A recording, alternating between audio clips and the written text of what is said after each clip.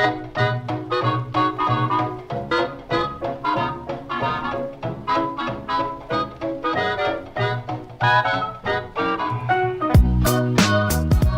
and welcome to Movie Film Studios, the only podcast that takes you inside the mind of two film studio executives as we unravel and then re-ravel the best that Hollywood has to offer. I'm Isaac. And I'm AJ, and this is part 2 of Movie Film Studios' Best of 2017 podcast. Enjoy. We all know how Hollywood just gets super wet for like rebooting these films, these nostalgic films. Yes, but we're not about reboots, we're above that. No, we make our own original content. Everything we make is 100% original. Yes. The likeness to existing intellectual property That's will be disputed in the courts. Look, I'm not saying that it, isn't completely dissimilar from other films. I would say that as artists, it's not inconceivable to think that two groups of separate artists working completely independently could not come to the same There is that famous idea. quote that, good artists borrow and great artists steal. That's right. And we are great artists. We are indeed great artists, but not legally. From a legal standpoint, we have not stolen anything. No. From a legal perspective, we are good artists. We're just good artists. Yeah.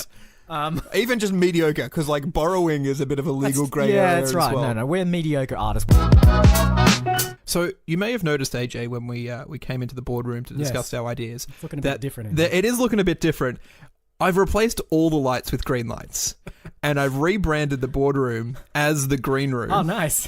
Because I feel as though here at Movie Film Studios, every idea is automatically greenlit. This is true. And what better room to sit in than a room bathed in green light than we know, as we're coming up with these beautiful ideas, that they will see the light of day because everything birthed in this green room is automatically greenlit. I feel as though we do need a sting to get to the green room. Yes. And you were complaining that we weren't leaving a pause, so we're going to leave one now.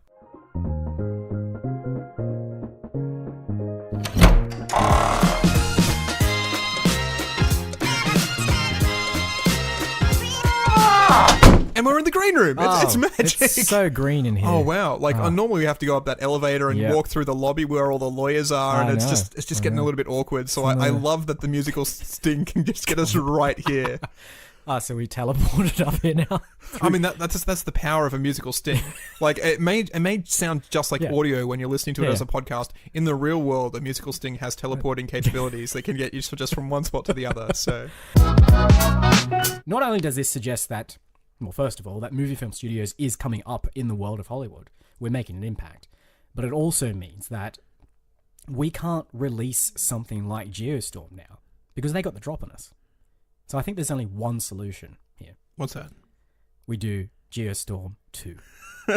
we get the drop and we do the sequel to Geostorm. Because they can't blame us for taking an idea that was originally ours. Exactly. Just because they did the first one before our first one doesn't mean we can't do the second one before. Yeah. Okay. Now, before we go anywhere, with the title Geostorm 2, I don't want it to read Geostorm and then the number 2. I want the 2 to replace one of the letters in Geostorm, possibly the R of storm. So it's Geosto2M. Does a 2 look enough like an R? Or maybe just lean into it and replace a letter that looks nothing like a 2, like the M. I think the M looks so So Geostor2. Yeah, it can't be on the end though, can it? So what if we get rid of the O of Geo? What about the 2? 2O storm? That doesn't work either. Or we could just... Who knows? We'll figure this out. But I think we just need to be a bit more creative with it. I want it to just be I think we actually have to replace multiple letters. So the O in Geo with a 2, and the T in Storm with a 2, and then also the R in Storm with a 2. So it's G2, S2, or 2. And that's just to reinforce that it is definitely the second film in that film franchise. And not the 222nd film in the franchise? No. Okay. People are like, Geostorm, which one? Number 2. Number 2, I kind of forgot which one. Oh, there's a second 2 there to remind me. Was this the first? I can't remember what happened in the first one. Oh, there it is. There's another 2. Yeah. Definitely, we're seeing the sequel to Geostorm. That's right.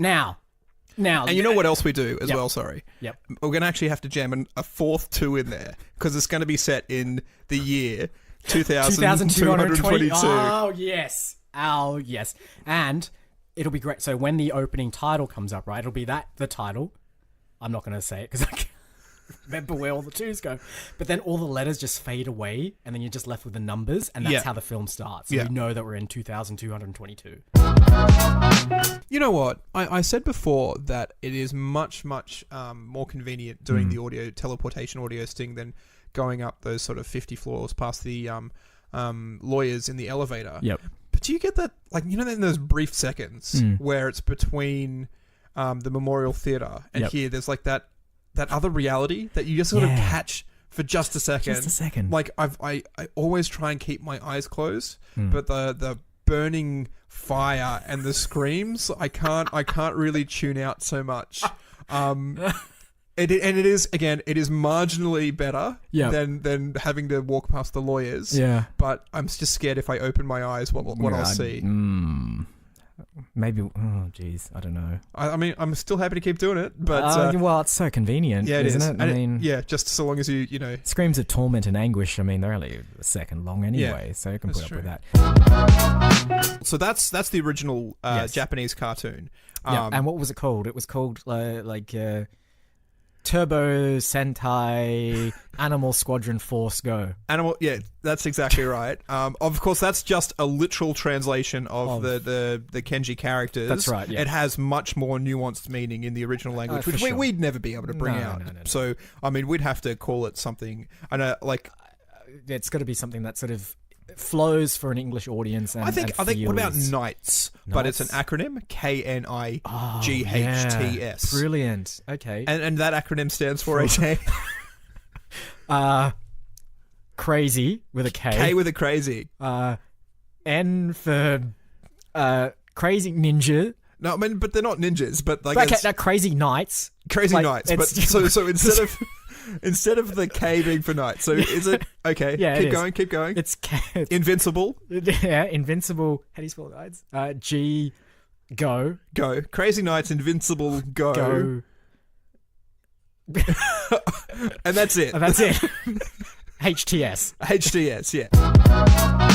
What creature would you most like to then see in the dark universe? And does it have to be an existing creature? It doesn't have to be. Okay. But in my mind, so the creature from the Black Lagoon doesn't get much of a run. Like we've seen Invisible Man, you've got the Kevin Bacon Hollow Man, you have even Chevy Chase's Memoirs of Invisible Man. There's a whole bunch of them, a whole bunch of Frankenstein reboots, a whole bunch of Dracula reboots. But the Black Lagoon creature has kind of like, he crawled back into his lagoon back in the 30s and 40s and never came back out. Stayed there, yeah. And you do see a shot in this film of they're walking through like the laboratory full of sort of formaldehyde jars of pickled remains, and you see the hands, the sort of scaly webbed hands of the creature of the Black Lagoon. I quite like just to see his little film. Like if they're contextualizing it into a modern world, what's he been doing? Just been hanging down in Mississippi with the alligators, or what's? Yeah, where's he? Do you reckon Do you reckon he would be evil though, or do you reckon like he's just a misunderstood, like a Frankenstein-esque? Well, Frankenstein will probably be another film in this franchise should it ever come to fruition. But does the creature from the Black Lagoon need to be malicious or evil? I reckon we do it like Teen Wolf. Oh, I reckon like an Olympic swim team kind of thing. Yeah, exactly. So he's just a regular kid. Yeah, he's just a regular kid living a regular life until one day he finds out that he's a creature from the Black Lagoon, and then like, because the really weird thing about Teen Wolf is just how accepting they are that Michael J. Fox is a werewolf who can slam dunk. I think it's the same thing with Creature from the Black Lagoon. Yep. And he joins the swim team, and the kids from the high school are just like, woo, Creature from the Black Lagoon, you're so good at swimming, we can now, because of your athletic prowess, we accept you. Ignore all of your fundamental faults, which is exactly how the American sports system works anyway. So, commentary. Or do we go dark with it and turn it into a swim fan? So it's exactly the same thing. Yep. It's exactly the same film we've been describing, but it's sort of a swim fan reboot where because he's on the swim team, this one girl gets obsessed with him and sends him letters, and it becomes sort of like a psychosexual thriller. Ooh. that's dark. That would fit right into this I mean, universe. I'm sure we would write this Creature from the Black Lagoon, Yep. and it would be this sort of fun, jokey adventure. Yep. And then as soon as Dark Universe Studios gets their hands on it, Yep. and they put that dark filter Yep. over the top, Yep. suddenly it's Swim Fan 2. They will add Levity Bot to it, though. I mean, Jake Johnson will be in He there. will be in it. And a soundtrack from Jack Johnson. Yes.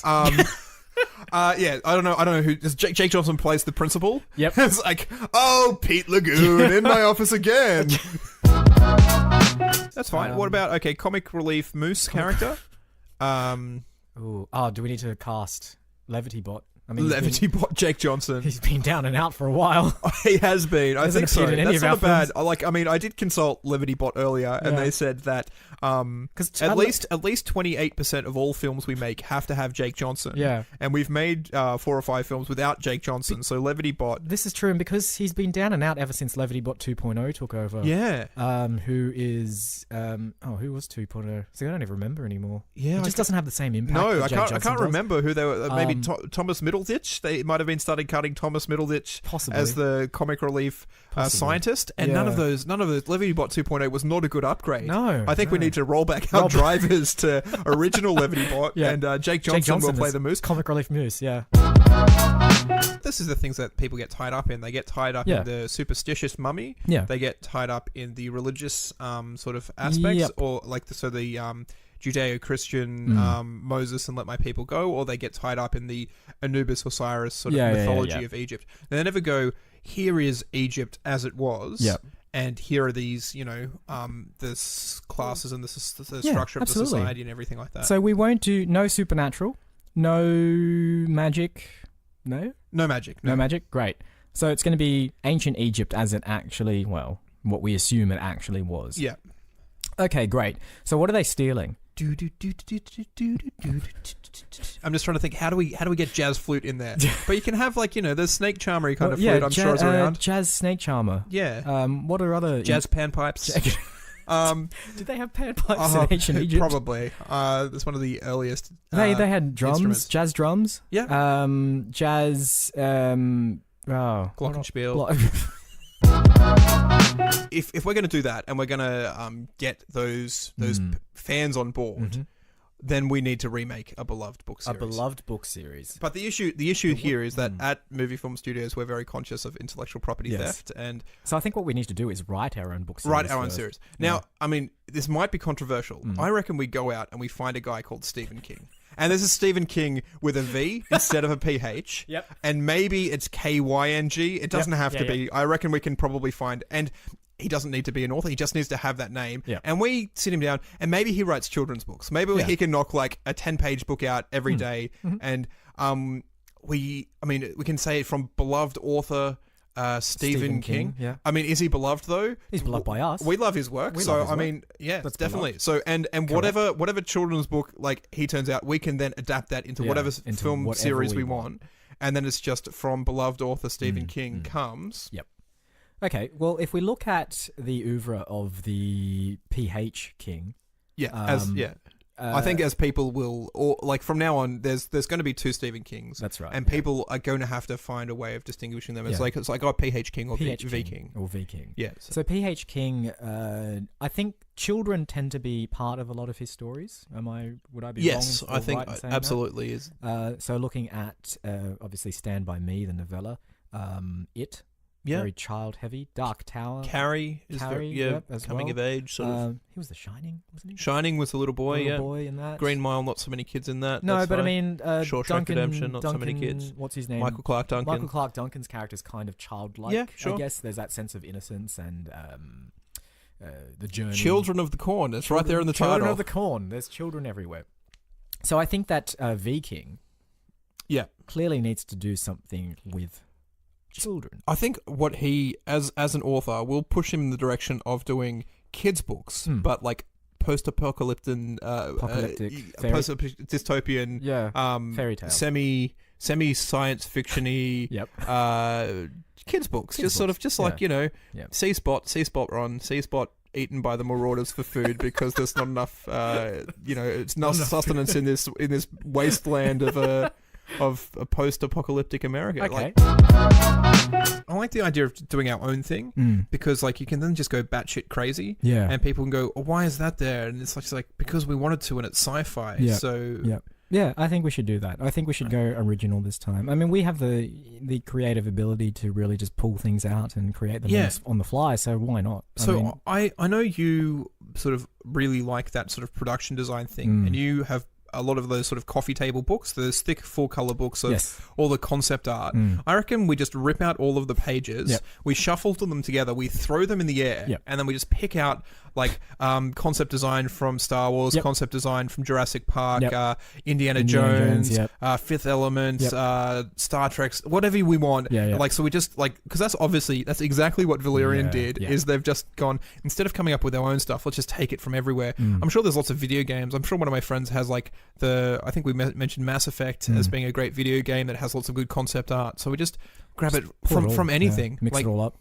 I mean, because you have the Jurassic Park one, so there's a really good chance that sci-fi dinosaurs could show up in this film. Okay, so the film is about a native planet of sci-fi dinosaurs. So not like the dinosaurs that we recognize, so not Tyrannosaurus Rex or anything like that, but like sci-fi dinosaurs. So they're all kind of like augmented with like space rings and colors and stuff. Oh, yeah. So you know how Earth dinosaurs have feathers, right? That's pretty much a consensus now amongst the scientific community that dinosaurs have feathers. As kids of the 90s, dinosaurs didn't have feathers when we were kids. And it's really kind of, I'm like, I get it. It's probably a little bit better. You found your guys that have been frozen in amber in China and you can see the feathers there. But I like that lizard-style dinosaur from the early 90s. So I think that's our space dinosaurs. Space dinosaurs will be lizard-based. Lizard-based but dinosaurs. I want them to have like kind of like glowing internal parts as well. Oh, right. That's how they communicate with each other. They kind of just use a collection of different coloured lights, I guess, inside kind of like them. Chameleon sort of changing. Yeah, okay. So are these space dinosaurs, are they our protagonists or are they our antagonists? I want them to be... I want the whole thing to centre around the conflict on this planet, right? So that this planet is almost like ground zero for the entire universe. Okay. So they are like super intelligent, highly evolved beings. So they don't talk with words; they talk through light patterns. Yep, sure. And basically, the universe exists around them, and they're in a kind of hidden bubble that no one can see. But then something happens, and that bubble is exposed, and suddenly we can see, the origin of the universe is contained on that planet. So that's the origin of life. Yeah. Like, sort of like, you look at, I think Prometheus did this. But Prometheus did, like, the origins of life are these sort of bipedal, human-type things. Yeah. And we're saying, no, I mean, the first kind of life that really existed on Earth must have been dinosaurs. Dinosaurs. So then space dinosaurs would have had to have seeded Earth and created the dinosaurs first. Yep. So I'm going to say, I've just been skimming through these pages I've picked up off the ground from the art books, and I've just picked up one from Indiana Jones. So there's going to also have to be space dinosaur Nazis. All right. I mean, it doesn't necessarily have to be Nazis, but it's definitely a fascist regime on this this dinosaur planet that is scouring space for space artifacts. I suppose it begs the question: Are we doing a spy thriller action? Because I mean, if your goal is for Oscar bait, then like John Wick and Atomic Blonde don't get nominated for Oscars. No. Why is that though? I don't know, but your Tinker Tailor Soldier Spies do get nominated for Oscars. Yeah. So maybe we just need Gary Oldman. It's possible. Like, it's possible we could do that. I actually feel like what you do is you don't aim for the best film Oscars. You don't aim for the best script or best director or best supporting actor. You aim for the best costume or the best lighting or the best cinematography. The technical awards. Yeah, the technical awards are where it's at. So like you can market it as Academy Award winning films, winner of 4 Oscars. It's because the costumes are just crazy and out there. It's the Mad Max effect, right? So that's what I think that's what we go for. All right.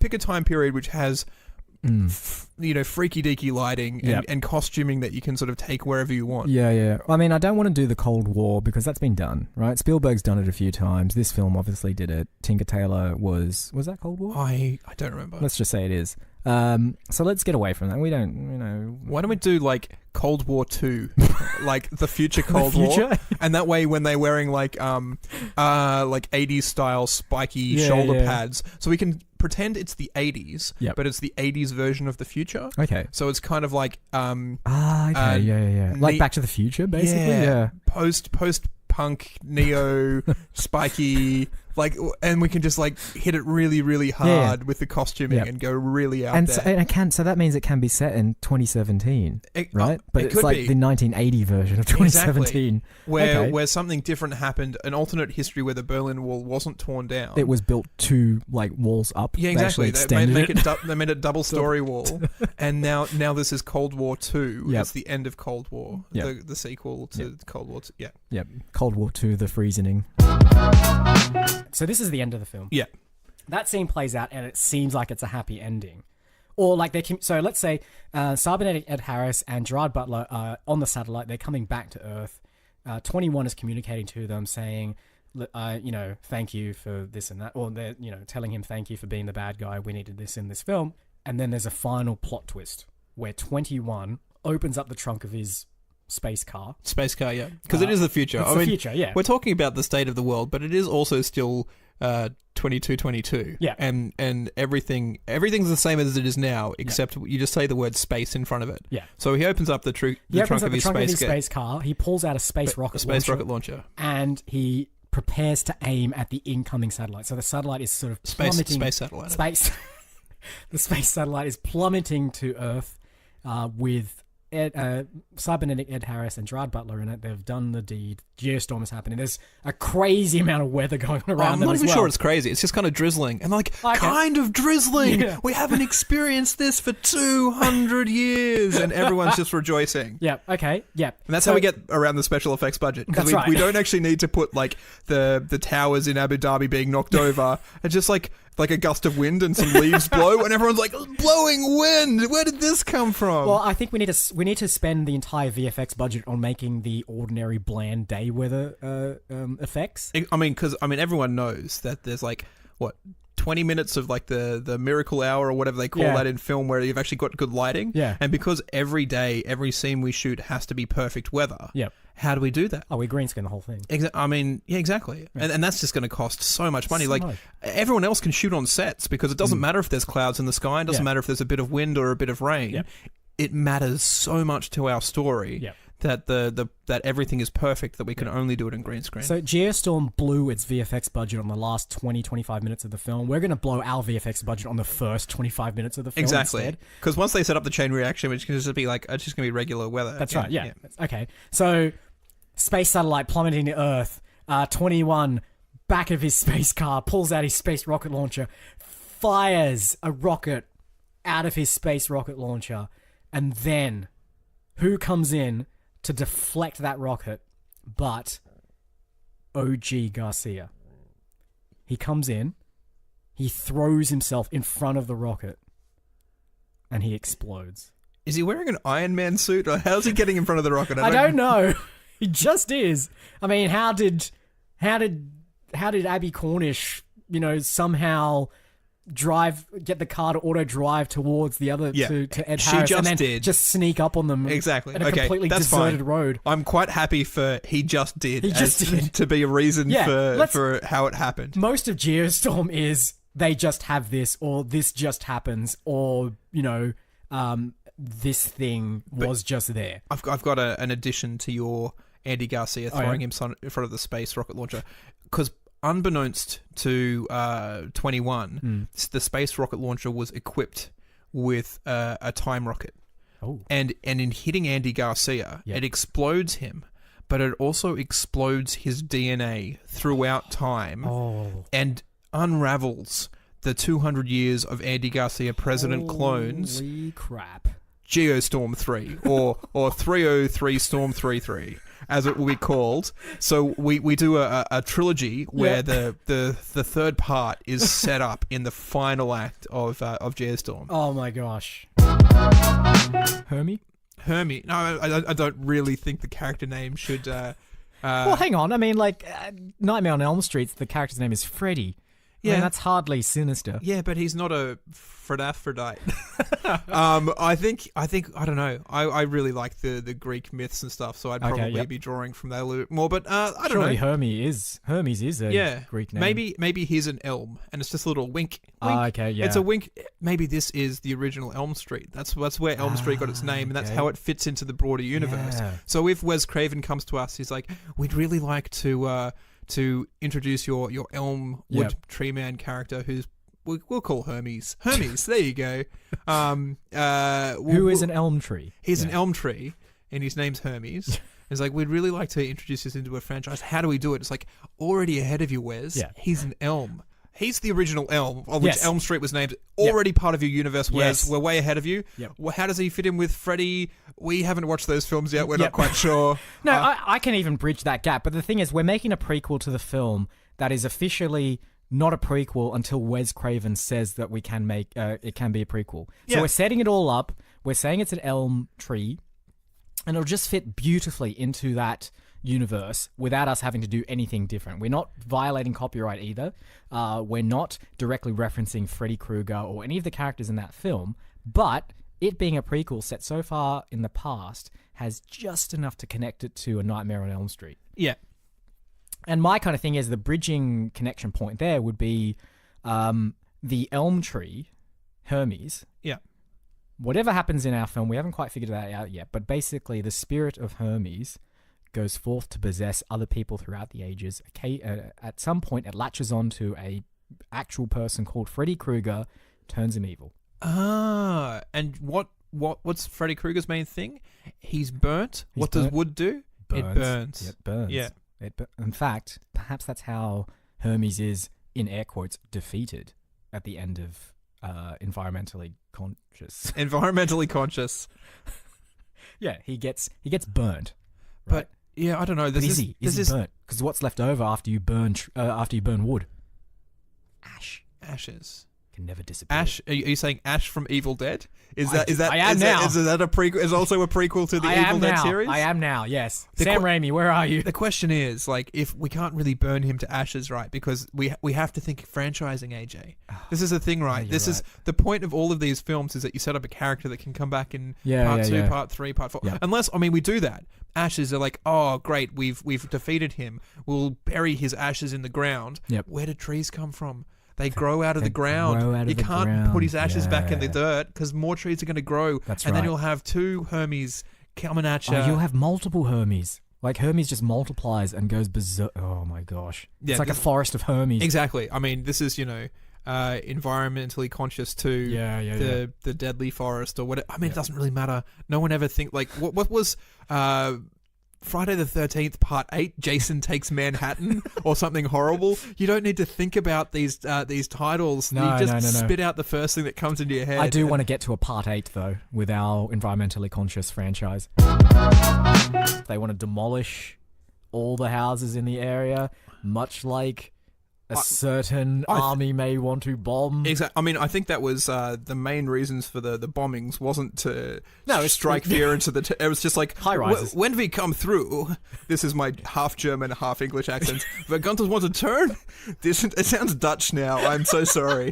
We're going to want to turn this entire area into a country club. And we're going to want to... French now. It's generic European. Yeah, all right. So this is, so the Nazis have this dial, I think, on their accent, and as they twist it, it just heads in circles around Eastern Europe. I think the biggest question is, like the Emoji Movie did, and went through all the different apps, where does Salt go through? As he's making his way through the web into the dark web to, like, I mean, again, we're going to have to get some companies on board to... Well, look, I feel like the big websites like Twitter and Instagram and YouTube are kind of out. Yeah, Dropbox as well. They're social media, and they've already thrown their hat in with the Emoji Movie. Someone like Google didn't. But, I actually... Maybe we'll have, like, this battle, right, between... or we have like a castle or a kingdom where Google is the king, and the enslaved servants are like Ask Jeeves and Alta Vista and Yahoo and Bing and all those sort of search engines which no one uses anymore because it's there's been a war and Google has come out on top. So that's one place that they can go through. Yep. I like that idea. So and you have, Reddit. How would Reddit manifest it's like itself? the Wild West of the internet, isn't it? It is the Wild West. There you go. It's like this Wild West setting. Yeah. It's like a bunch of... I like the idea of the mascots of those websites being characters as well. So like Reddit's the Google like a little G, alien, right? The Reddit alien. Yahoo has that exclamation point. Yahoo. Ask Jeeves. I also like the idea that Ask Jeeves is really down on his luck, and he's just looking for like anyone that'll ask him a question so that he can answer it. He is actually acting as Google's butler, right? That's okay. Or the court jester or something. Yeah, he's got a new role. But he's still wearing his old butler uniform as well. What's Bing's? I don't know. Bing has nothing, doesn't it? Who knows? I don't even know. I'm not sure I've ever been on Bing. I've never and the one time that Windows has defaulted to Bing, I'm like, no, you don't. Okay, so he'll visit, or it will visit. So Salt will visit those websites. I also want to make our film a little bit more, and we always try and put in a little bit more of the political sort of atmosphere, or the political environment of the time. I really want Salt to visit some news websites. Oh, right. I thought you were going to go with like Wikipedia, and there's just there's information like just sort of spilling out the side, and they're like, "What's that?" It's like, "Don't worry about that. That's my WikiLeaks." I don't know. We need to have like lines like that in there for sure. Get political that way. Yeah, and like Julian Assange is just there, like stuffing it all into his bag, or whatever how it works. I don't really know how that sort of stuff works. Want Salt to visit The Guardian and find articles about how people are using sashimi lettuce to coat the insides of their genitals, because I'm guarantee you that is an article in The Guardian. And we can have like some sort of clickbait. You know what? You can have some people who are using clickbait for fishing, but fishing with like a PH. So like it's like, it's exactly what movie studio executives do. It's like they don't understand exactly what the terms mean, but they use them in their film. It's like, that'll be a joke. So like the WikiLeaks is just Wikipedia leaking, and fishing with clickbait is a thing, which I'm not sure if it actually is, but sure. Yep. Emoji Movie did antivirus, and they did firewalls. They did trolls as well. Again, we didn't really talk about it. There are trolls inside the phone, and I'm like, that's not how trolls work. Trolls are people who are leaving comments. Yeah. Why do you have a physical manifestation of a troll in your phone? And then I went, I'm not supposed to be thinking that hard about this, because if I do, then I'm putting in significantly more effort than the people who wrote the film, and that just doesn't seem like a distribution of work that should be happening. So maybe he was like a slave whipper. A slave whipper. A slave whipper. That's. Was that a role? It could have been. I think the general consensus nowadays is that the building of the pyramids was far too complex for unskilled slaves to have done. It was probably actually done by skilled craftsmen. Okay, so maybe he was a skilled craftsman. Son of the guy who designed the tomb. Yeah. And then Ramesses came along and said, "You shall design no more tombs," and cut off his dad's hands. So hang on, every character in this film, their fathers have all had their hands cut off for various family for whatever reason. So so we've got hieroglyphics. What are you doing here? My dad stole a loaf of bread and he had his hands cut off. That's pretty standard. Like, sure, most of us are here because our dad's hands cut off for not breaking the law. Yeah, it's like, but he was a thief and I'm a thief, so I'm here to steal stuff as well. So hieroglyphics guy's father wrote like the most epic poem ever conceived, and you're like, well, no more poems out of you, hands cut off. It's just like, but I can still speak poems. Out with your tongue. It's like, I really should have kept my mouth shut. Vehicle guy.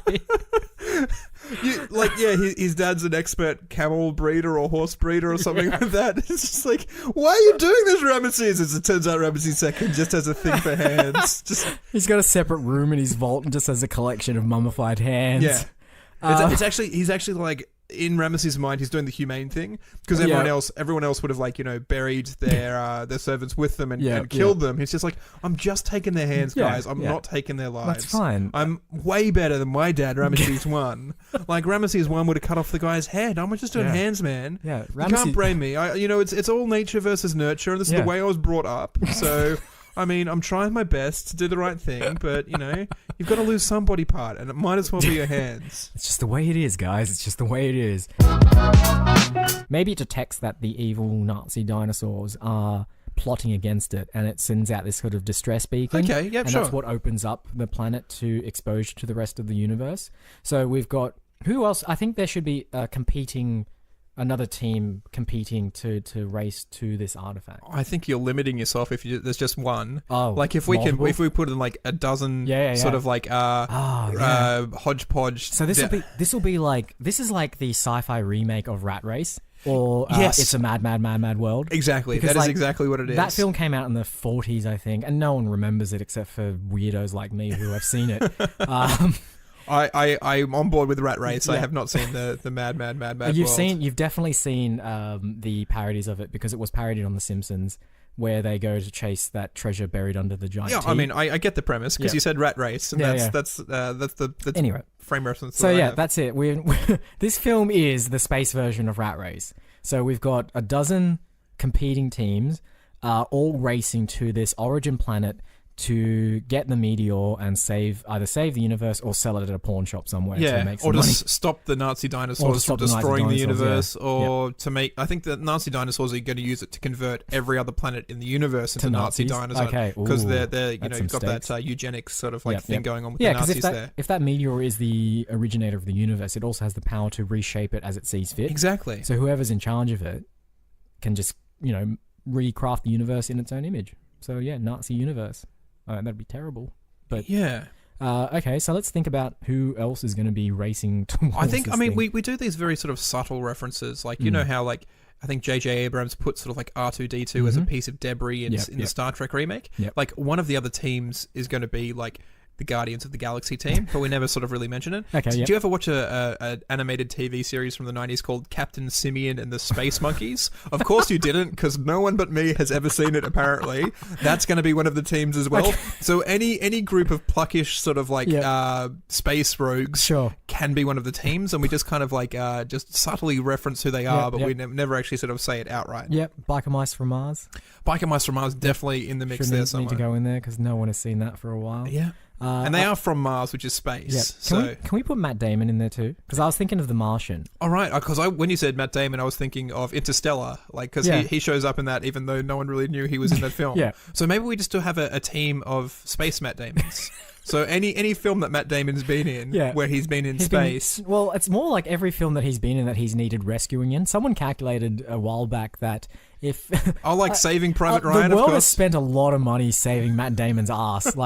So we had to save him from Mars in The Martian. We then had to save him from some far off distant planet in Interstellar. So we had to save him from World War II in Saving Private Ryan as well. George Clooney was in Gravity, right? Yes. So both Matt Damon and George Clooney have been in space. Has Brad Pitt ever been in space? Because otherwise we might be able to put the entire Ocean's 11 cast, but reprising their space roles in there as well. We're going to get Bernie Mac. Bernie Mac can be the AI. Great. We can do AI Bernie Mac. And we'll just resample his voice from all the films he's been in. And I mean, you absolutely know that Scott Caan and Casey Affleck aren't up to anything at the moment. It's the 41st century dinosaur Nazi space adventure that everyone's crying out for.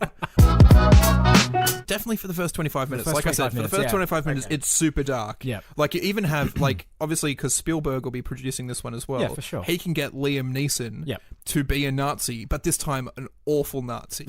It's just like, I used to make lists and save people. Yeah. Fuck lists. I hate lists.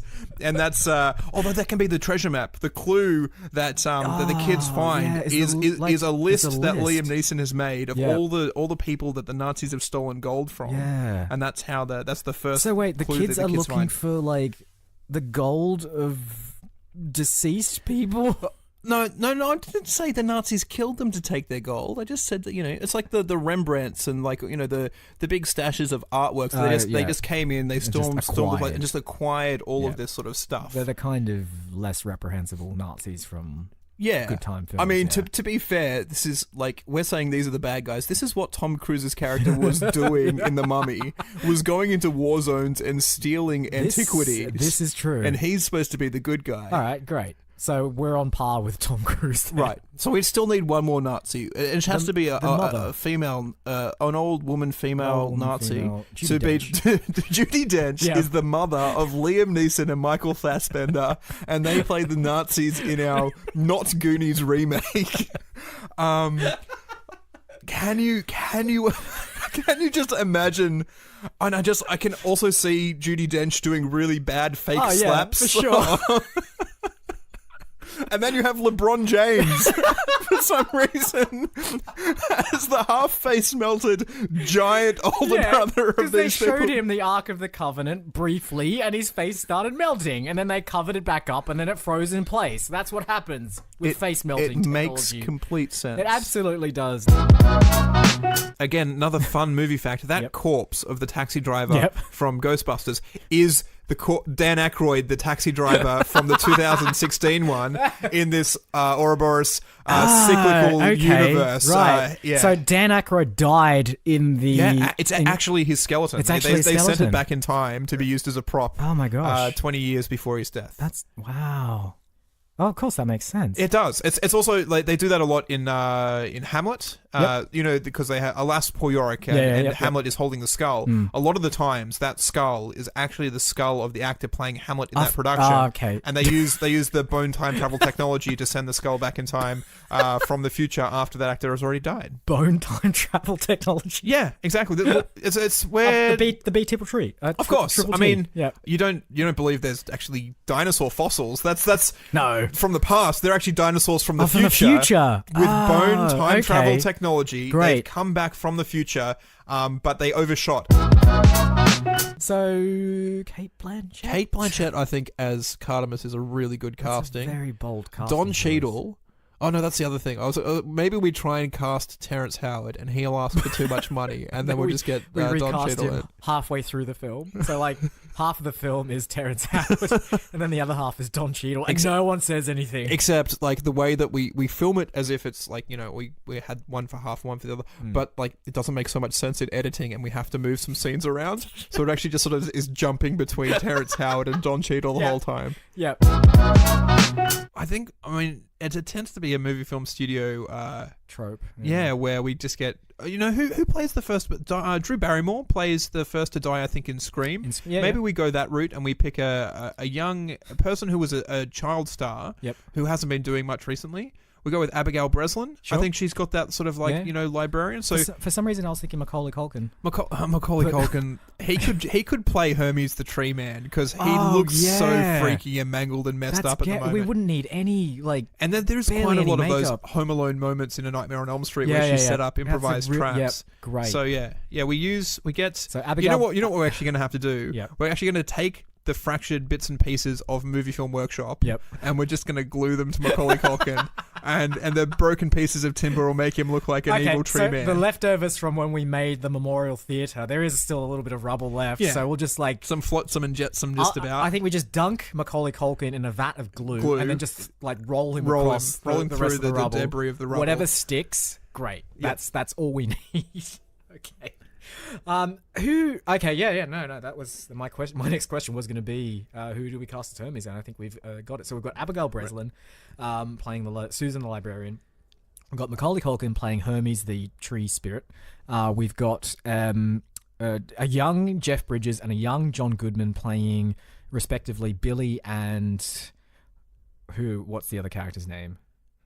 Couldn't tell you. Doesn't matter. It doesn't matter. They're going to die very quickly. Exactly. And then we've also got Diane Kruger playing an 18-year-old. Yeah, that's fine. And they say in Hollywood that you know they only cast young starlets. I mean, and I'm not saying that Diane Kruger's old, but age doesn't matter, and it shouldn't matter when we're casting roles. It shouldn't be a barrier to hold you back from playing any role. I think we prove that time and time again. We have proven that we do not care about casting to type. You know how much we don't care about it? We're not even going to invest in time travel technology for Jeff Bridges and John Goodman. We're just going to cast them. We're just going to get as they are because you know age is beautiful. And so they're playing the teenagers. You know what? That is a fantastic. We need to give the time traveling machine a little bit of a rest. Anyway. Exactly. Yeah. The lawyers are getting a bit antsy about it. It is somewhat like ripping holes in the fabric of time. There are things that are bleeding through that shouldn't. I'm fairly sure I saw a Roman centurion walking around the studio floor the other day. I thought it was a costume, but we're not working on any Roman centurion films, so I really think that realities are starting to bend and things are starting to bleed through, so we might need to give it a bit of a rest. A little bit of a rest, a little bit careful with time traveling. If Back to the Future has taught me anything, you may end up sleeping with your mother. I mean, to be fair, like all of the photographs that I have in my office don't have any of my family in the background, but that's not because they got erased from time. They just decide they don't exist. They, I'm all alone in this world. You're a classic Hollywood executive. Yeah, man. No time for anyone else. No, you're my idol. If we can get Macaulay Culkin out of his current predicament, I'd say we do the exact same thing we did for Environmentally Conscious and just dip him in glue and chuck him into a bunch of salt. And he'll just be... And then what we motion capture... And we mocap the whole thing, You know what? We've missed motion capturing. I think that's how we do it. We don't hire any animators because, as Andy Serkis has told us on a number of occasions, the animators don't do anything and it's all just the mocap. We just mocap the whole thing. Yeah. And you know how motion capture is normally just like when you see it on the computer, just white dots floating around in space? You know what else is white dots floating around in space? A salt person. So we don't even need to animate from there. We just motion capture the white dots and we're good. Awesome. And we know that Macaulay Culkin is dedicated to his craft. I mean, we're very impartial. He's in a jail cell at the moment, but we can turn that into a motion capture rig. Really easily. Yeah. I mean, he won't even need to leave the cell. I mean, we can cut the part of that $20,000 we're going to get from all the tech companies we can use to just maybe slip the jail a couple of bucks. Yeah, exactly. I mean, it's like we don't want you to let him out. We just want you to allow him to wear this morph suit with white dots all over it and let us set up these cameras to motion capture his actions. I mean, if anything, we're going to make the police's job even easier because he's going to be so easy to detect after that. Like, he's going to show up on every infrared camera on the planet because that's how motion capture works, I think. So we'll be like, look, and then they drag Andy Serkis into the jail. I'm telling you got the wrong man. It wasn't me.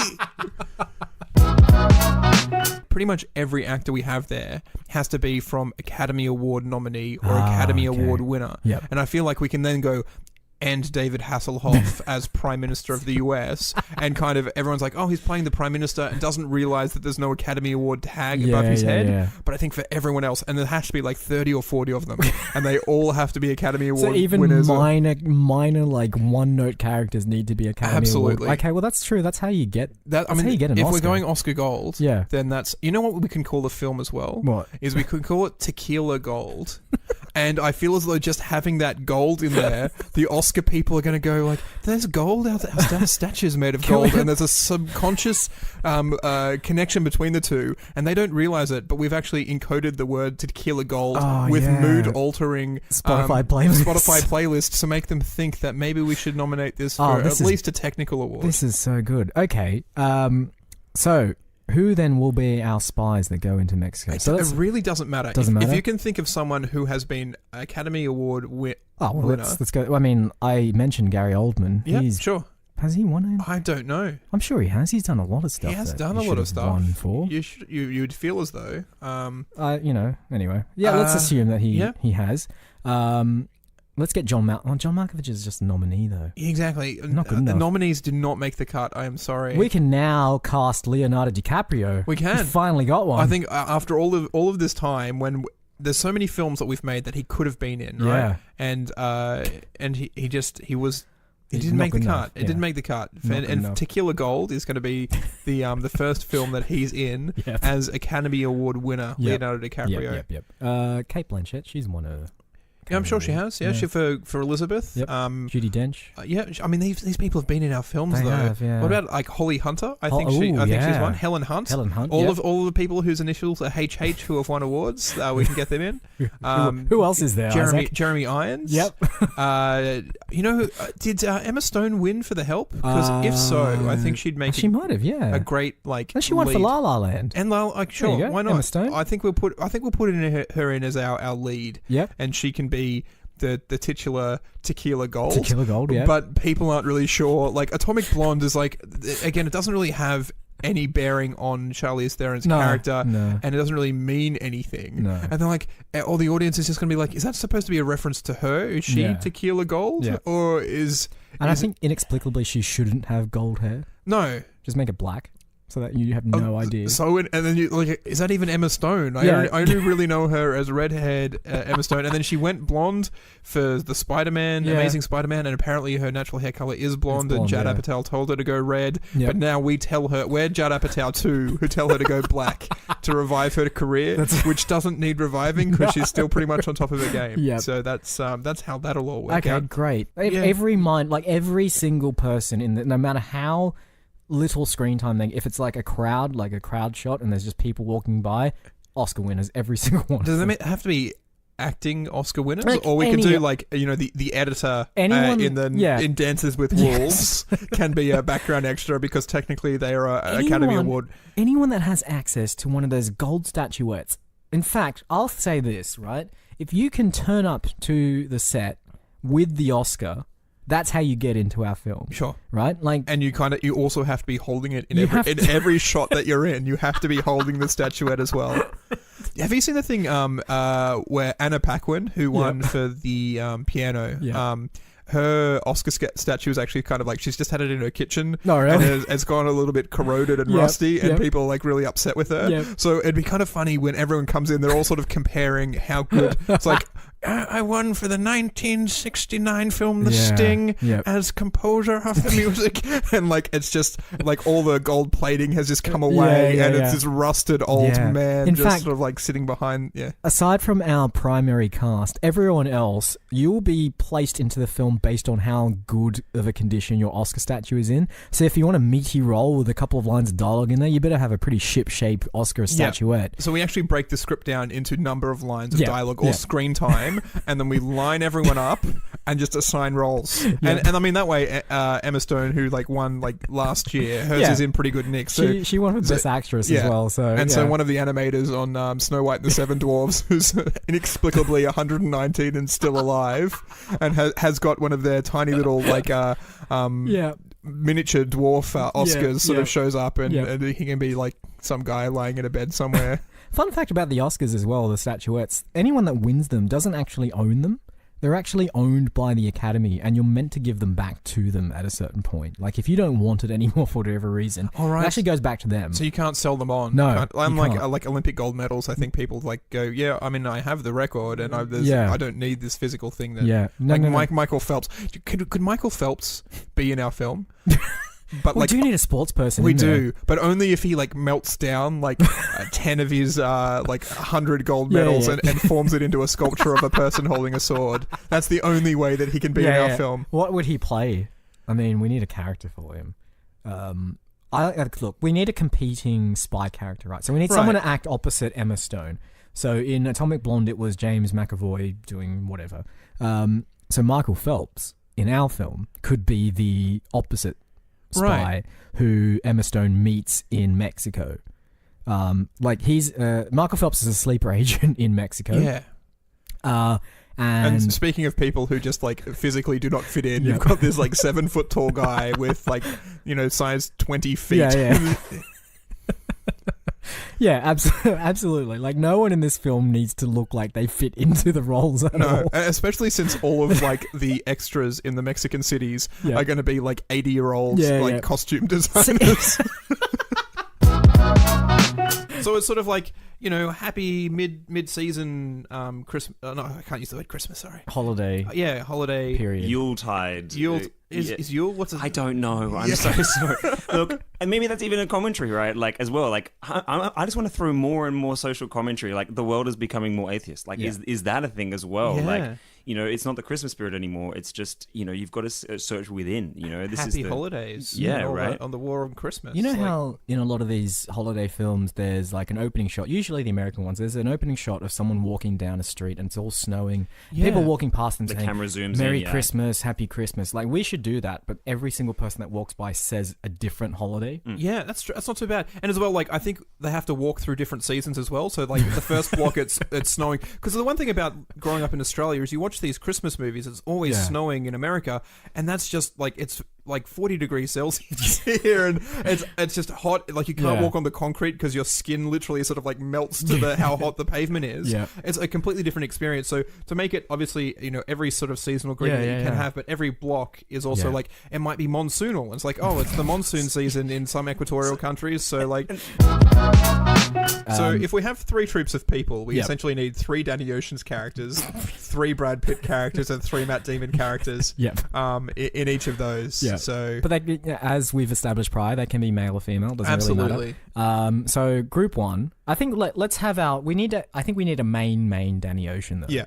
Or our main Jimmy Logan. Of those 3 groups of people. Yep.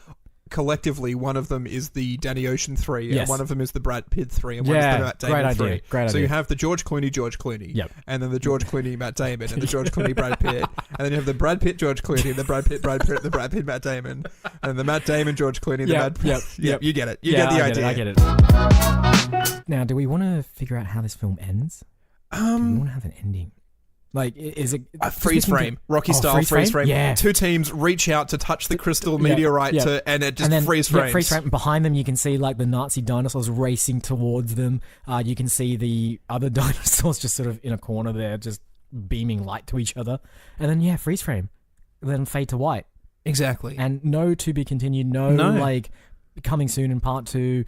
Just end it like that. Very postmodern. You can just figure out how you want it. It's like how Inception ends, where you decide it's an ambiguous ending. I like it. Yeah. You decide which one of them grabs the seed of life first. We could almost do a choose your own ending thing as well.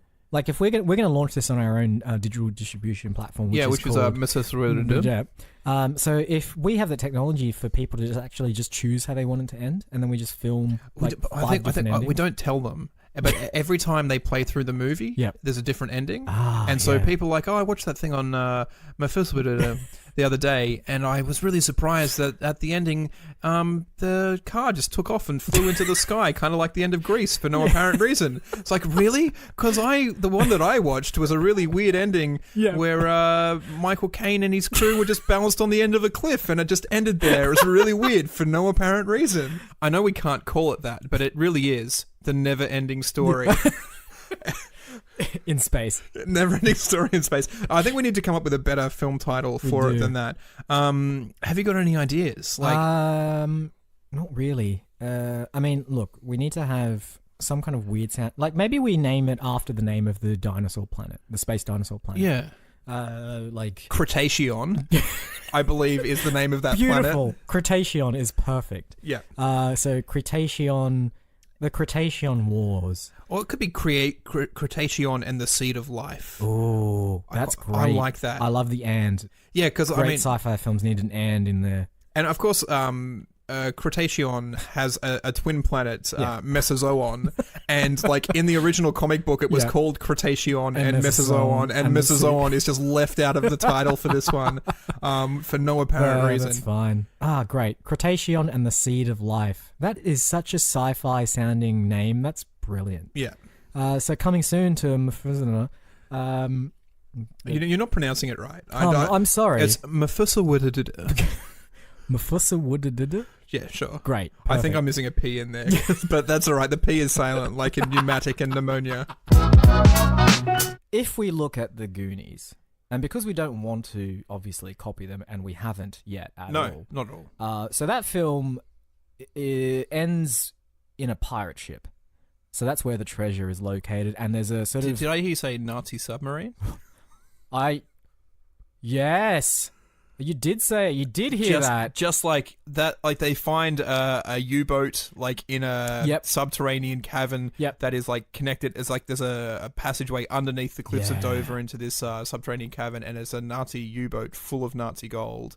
So, is there a crew in there? Have they just... Right, because in Goonies, One-Eyed Willie kills all of the Nazis so they won't know exactly where the... Well, he kills pirates in the Goonies. He doesn't kill... I mean, we don't know that. They may have been Nazi pirates. You don't know their political viewpoints. This is true. Yeah, I shouldn't judge. But hang on, this also means if we're going to the future to get Jeffrey Rush's corpse, we're going to need more corpses for that Nazi U-boat. Because it's like the Goonies is full of them. Like there's skeletons everywhere. So who's going to play the captain of the U-boat? We'll never tell. Ooh. That secrets we'll take to our grave. Ooh. Or is that us? That's us, yeah. We took the secrets to our grave because they are our skeletons. We travelled into the future. to get our own skeletons. Does that mean that we're going to have cameos in all of the films that we make here at Movie Film Studios? But only as corpses. Only as corpses. Yeah. So there'll be skeletons in every film that we do. Yeah. And secretly, there'll be our own cameos with that bone time traveling technology. But I think as well, like we can... It depends on when we go back to get our corpses. So we can either go back far enough and so that they're skeletons, or we go back into a more recent time where we've only been dead for 2 years and we're still a little bit juicy. Or 2 days. Or 2 days, yeah. It's just like, bump, bump. Is that you on Law and Order as the dead body that's being carted away? No, well, someone has to appear Not Law and Order, sorry. Legally distinct from Law and Order. Rules and regulations. Yes, rules and regulations brought to you by Movie Film Studios. And then the spin-off. Is Rules and Regulations a Jane Austen Law and Order type? Like, I really think that idea is way too good to be on this podcast because I really wouldn't mind doing it. I want to say, what are the spin-offs as well? Like, a Victorian era Law and Order called Rules and Regulations. So what would Special Victims Unit be? Peasant folk. Rules and Regulations. Peasant folk. Do we need to also go down the same road and get Ronda Rousey? Well, I was going to go Lou Ferrigno, but sure. I think his time is Is Lou Ferrigno still alive? I don't know. Wasn't he replaced as a voice actor in one of them? Like he only did some of the lines in the second Hulk movie? Because then he died? No, he's still alive. I think he's still alive. I'm pretty sure he's still alive. I'm not really sure. Sorry, Lou. That's alright, we have time traveling technology anyway. Exactly. So we can just go get him. Should we get him in like his peak Hulk days as well? I mean, because the reason I bring it up is because in Pumping Iron, which is the like documentary of Arnold Schwarzenegger, I'm fairly sure Lou Ferrigno finishes second to Arnold Schwarzenegger in like 3 consecutive Mr. Universe competitions. So like, it's like this time he can also like. He was probably second in line to play Jingle All the Way 21 years ago. You can just imagine him waiting in the casting room as they say he didn't get it, and he pulls out his fists and he's slamming them down on the table.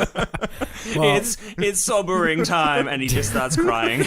Well, now we can give him the opportunity he's always wanted because he is still alive, folks. I have just checked. He is still alive. He's 66 years old, and for some reason, in the Wikipedia photo of him, he kind of looks like Steve Martin with black hair. It's really weird. Maybe instead, like if he's not available, we just put Steve Martin on like a massive gains routine, gym every day, protein powder, and just bulk him up, and we can get like a massively cut Steve Martin to come into play. For a reason that is not explained in all scenes of the movie, he has a banjo. Like See, this is why, like, the director and the producers of The Goonies had no idea how to do product placement properly. So all the traps in our film will feature Domino's branded Domino's. Exactly. So they'll be everywhere. Like a good, third of the film will be full of traps made by Domino's. And that's how we make this film. Like, we'll get tons of money coming in for that. So, I mean, just between Mercedes-Benz submarines and Domino's, this film is, like, our special effects budget is going to be off the chart. We could probably even get LeBron James to look at the real Ark of the Covenant and then pay for the cosmetic surgery to fix him up, yeah. Tequila Gold just makes you think of Oscars. It actually doesn't. It makes you think of like alcohol. Is that where we get a product tie-in? Do you think we can? So. I think we have to be sponsored by some kind of tequila company. And I think what we should do as well, if we are going for Oscars and everyone in the film is going to be holding Oscar statuettes, every bottle of Tequila Gold should be shaped like an Oscar. Yeah. And I mean we make the. Again, I don't really drink that much. Tequila is slightly yellowish, right? No, it's white. It's completely clear, I think. I think I have... we'll try and make a yellowish... Your tequila. Yeah, who knows? The worm has turned. No, we make a yellowish tequila. It's like a goldy kind of colour. So it comes in a glass bottle shaped like an Oscar statue. Yep. And yeah, so... I almost want... So who's playing our scientist again? some Academy. It was Award Jeremy winner. Irons. Jeremy Irons. I want him to dress up in an Oscar outfit as well. So he kind of just looks like the Tin Man from Wizard of Oz. Again, reminding people of great Oscar-winning films. That's right. And I think, like, when we write the script as well, we kind of have to have in all these really sort of oblique references to other films. Yeah. It's like, oh, you know, sometimes reminds me of my childhood, and I feel like a child of a lesser god. And there's so every line of dialogue has like a name of an Oscar-winning film in there. Yeah. It's like, yeah, I remember going to my prom. My partner couldn't dance. It felt like I was dancing with wolves. And then Emma Stone turns to Michael Phelps at some point and man, the odds are against us. This is going to be a titanic effort. Exactly. So yours was seamless. Mine was like incredibly clunky because I couldn't think of. I'm trying to think of like films that have won Oscars as well, and like Titanic's it did win, right? I'm sure. I think Sure. it won more Oscars. Like, and we maybe just call a character Ben Hur. Just like, But it's a female. yeah, sure. That's Ben- Emma Ben Stone's character. H-E-R, yeah, Ben Hur. Ben Hur. Right, Yeah, sure. Just because otherwise, like, people might cotton on to what we're doing. You know what I'm going to say in a broader sense as well? Fuck post-credit sequences. I'm done with them, okay? That kind of crap where they basically... the whole point of that film was erasing all the curses that exist. And then right at the end, just before you're about to shut the film off and get on with your life, they then turn around and say, but there's still curses! Yeah. Sequel! I mean, I also hate it for that reason, and it's like it's unnecessary. They're usually irrelevant, but also as a employee of the cinema when I used to work there, they're horrible because people won't leave. Yeah. Your job is to clean the aisles and the seats during the credits to get it ready for the next group coming through. Yep. But there's 10, 20, 30 people still sticking around for this 10-second sequence. It's like, Yeah. I have a job to do. Please leave. It's not going to reveal anything. It's Samuel L. Jackson, and he's like, we found a hammer. I don't know. Like, Who I cares? think that was the end of Iron Man 2, maybe. I don't know. Yeah, it was. It's Well, the just- thing is, like, the Pirates films were one of the first films to do that, because Pirates 1 has an end credit sequence. It has no real bearing on anything, aside from establishing that the monkey curses itself again. Right. But it's a throwaway kind of bit at the end of the film. And I guess The Matrix Reloaded had the trailer for Revolutions on the end of it as well. That's another podcast for sure. But it's I can't stand them anymore. Like, why are you doing this? Why are you... The only reason they're doing it is because other people are doing it, and it's just like, so Reddit subforums can have stuff to talk about. It's the J.J. Abrams, let's leave them with a hint of mystery so it can spark the imagination, but it doesn't do that anymore, and it's just doesn't. Can you imagine if painful. Like all the great films in the past that have had sequels, right? Imagine if The Godfather had a post-credit sequence. You know like, what did have a post-credit sequence is Back to the Future Part 2. It did actually, and it was just a trailer for Back to the Future 3. It was just the trailer. I'm so surprised. I didn't realize they actually ran that. You're right. When they released, but it's also because they'd filmed that and it was pretty much ready to go. They filmed them back to back, and the time between cinema releases for that was like absurdly short. Yeah. Oh, well, then that answers that whole question about where did the back-to-back filming thing came from. Sorry, Back to the Future. Sorry, Zemeckis, you've ruined it again. It's yeah, go do another Polar Express. Yeah, Polar Express 2. This time it's also Under Siege 3, Polar Express 2. That'd be great, actually. CGI Tom Hanks trying to stop some sort of nefarious, clandestine superpower from... I think Under Siege 2 was there's satellites that can shoot lasers to destroy things, so... Isn't that Geostorm? That is also Geostorm. Yeah. All right, great. So, KNIGHGS is a go for launch. A go. Oh, this is brilliant. I cannot wait to see this film. I mean, and it's not going to be on Netflix. No, I mean, this is the brilliant thing about not having to have someone else's creative material turned into the film is that we can just decide whatever medium it turns Absolutely. in. So this is 100% a movie film studio idea. Mm-hmm. It is a movie film studio production. Yep. And we cannot be sued. What are we going to call it? MF Workshop, who's going to do all the animatronic? Was it MF Workshop? Yeah, Movie Film Workshop. Yeah, run by Tim Benson. Yeah, Tim Benson.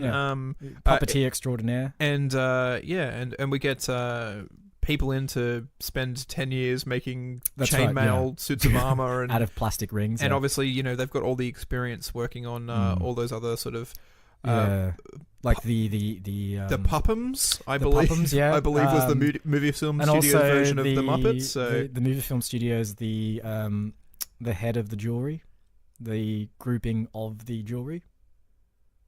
Don't you remember that film? Completely lost me. Damn it. It involves a group of people who need to destroy a necklace in the place it was created, and they go on a journey together. Right. Okay. Sure. And our studio production company made all the special effects. And we shot it in and we shot it in some sort of small island Pacific nation. Island somewhere. So what do you got? People of the jewelry. It's it's the head of the jewelry. And then the second film was a couple of tall buildings, and then the other one was "Come back here, you monarch." So that's all right. I'm on board. I do remember it now. It took me a while. I am so sorry I was that slow. I mean, as co-founder and vice president, I need to know these things. We have millions of great ideas every day. So many. I can't keep track of which ones we've turned into epic saga films and which ones we haven't. I completely understand. Well, we do need to come up with a name. We do. That's a really tough one. Which is a tough one.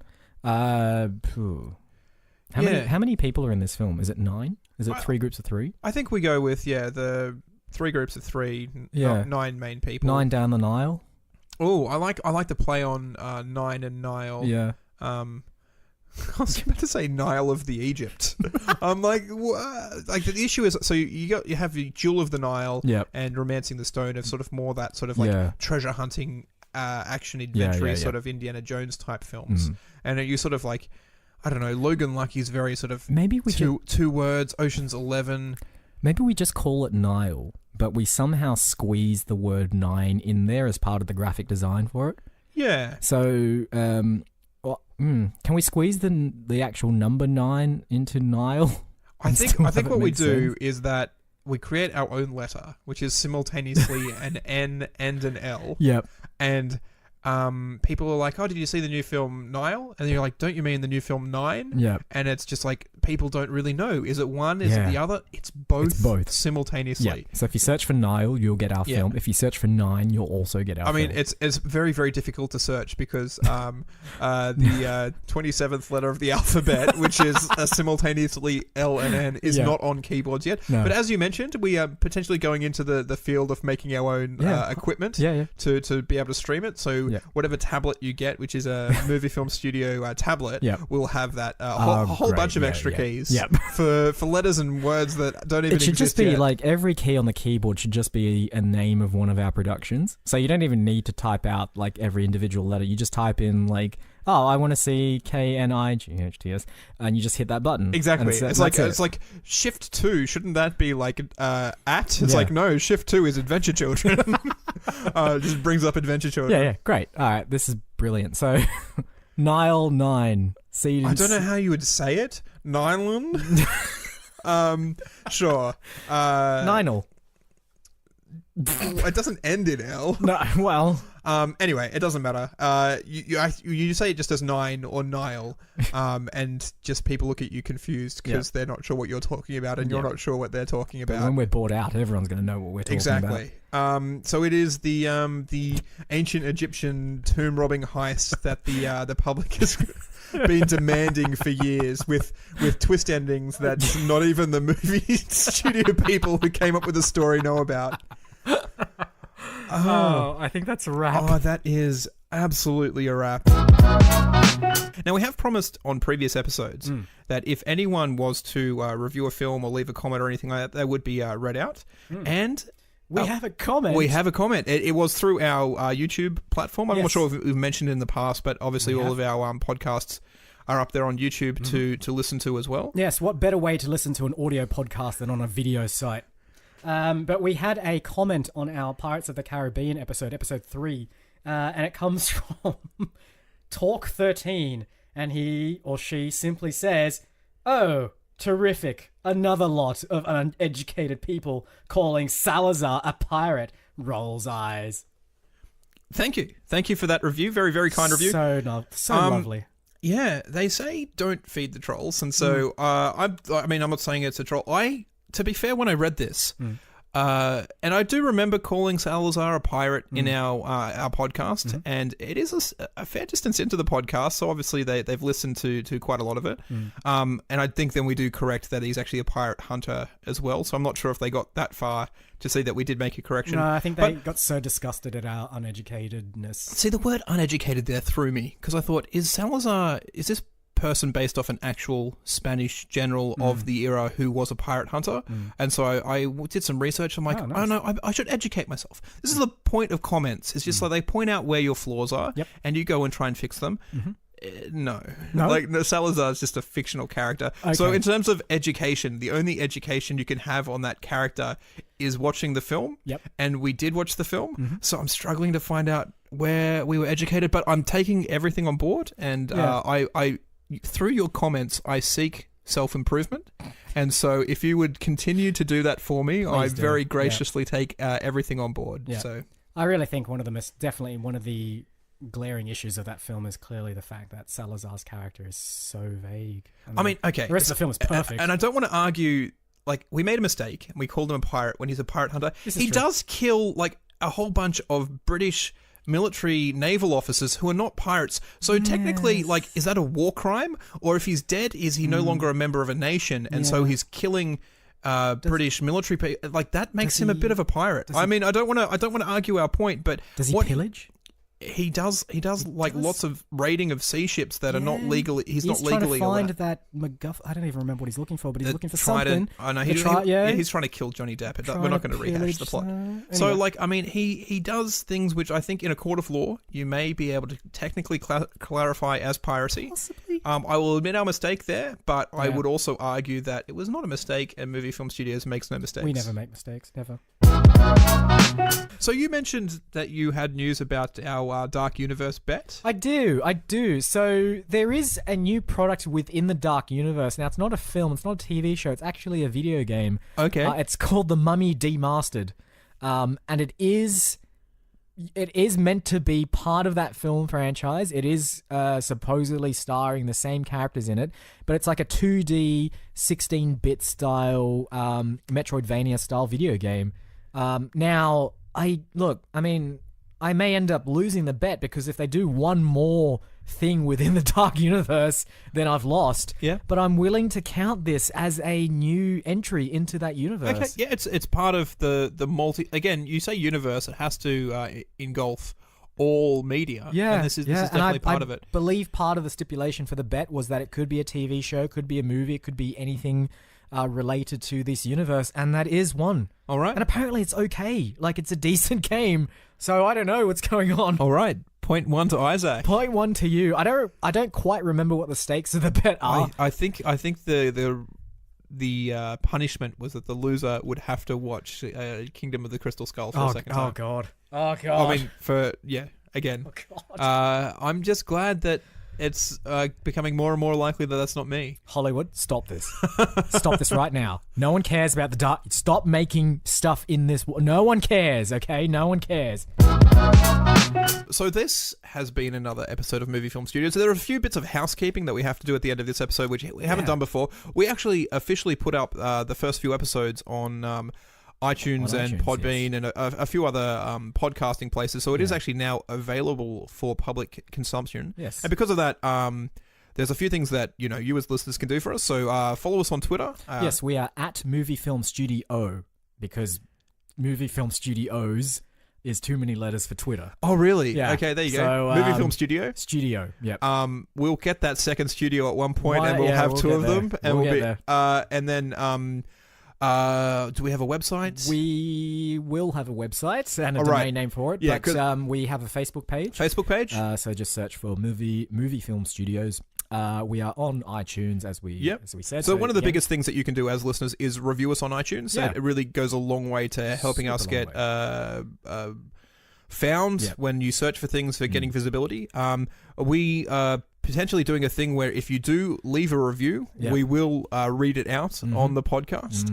We will pick the best reviews, ones, not necessarily 5-star reviews. If you don't feel as though we're not a 5-star podcast, then don't leave a 5. Hate it, then that's fine. Leave a 5-star review. We're definitely going to only read out 5-star. No, any of the good reviews. If you're funny, if you're witty in your review, we'll read it out. If you want, even write it as a review for the film that we've done this week. That would be fantastic. If you want to write a review for the Apart Square Bracket Meant or Adventure Children, then absolutely, it'll probably even go on our movie posters. Yeah. Obviously, we're encouraging creatives as well. If you want to make movie posters for the films that we as Movie Film Studios come up with, then holy crap, absolutely, that would be phenomenal. So good if we saw a poster for some of the films we've come up with so far. Even like I was listening back to the first episode, Blackfish 2, the Barry Nibbles story. Barry Nibbles story. Also a fantastic Movie Film Studios. And if you guys know any of the actors we've cast in these films as well, please feel free to pass on these ideas to them because we would love to get them made at some point. Actually, I mean, they're getting made, but they will get made, absolutely. We can really fast forward the process of getting them made if someone knows Kate Blanchett Any personally. industry contacts. Obviously, we have our own industry contacts. Yeah, if you know an executive producer that looked at the set of Independence Day or some other film that Roland Emmerich directed, get in contact with them because we would love to get in touch with them. Anything that they did on those films is fine. If they just sort of pointed in the direction of the film to try and guide some other person who worked on it to the set, fine, we'll take them. We would love them because we need all our films to say from the executive producer of something. Yeah. So the last piece of housekeeping is the theme song. Yes, our little music intro and outro comes to us from an artist called, I can't actually pronounce it, but it's Proleter, Proleter, who does a lot of wonderful electro swing music. And that artist, I believe it's a guy. He's available on Bandcamp, on SoundCloud. So just have a look for him. So it's Proleter. The song that we're using is one called April Showers.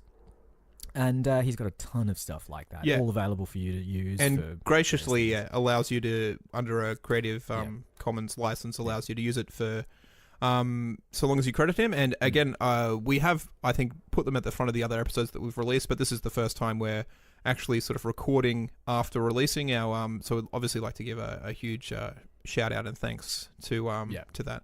Yeah, to that musician. Go to wherever good podcasts are given away for free and grab yourself or subscribe to Movie Film Studios. We are out there now.